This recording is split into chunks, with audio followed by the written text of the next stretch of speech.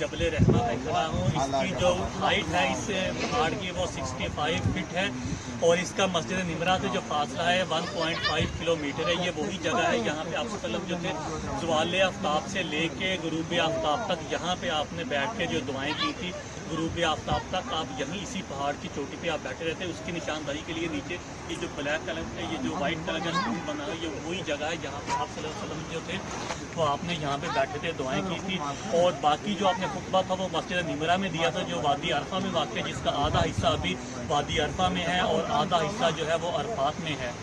और इस वजह से बहुत सारे हजाज कराम जो हैं वो मस्जिद निमरा में बैठे रहते हैं, लेकिन उनको ये नहीं मालूम होता कि ये जिस जगह पे हम बैठे हैं ये अरफात से बाहर है। तो इस वजह से उनका जो हज है वो बातिल हो जाता है, क्योंकि अरफात में आना हज का अहम रुकन है। अगर ये छूट गया और बाकी आपने जो रुकन है वो अदा कर दिए तो आपका हज ही नहीं होगा, क्योंकि आप सल्लम की हदीस भी है कि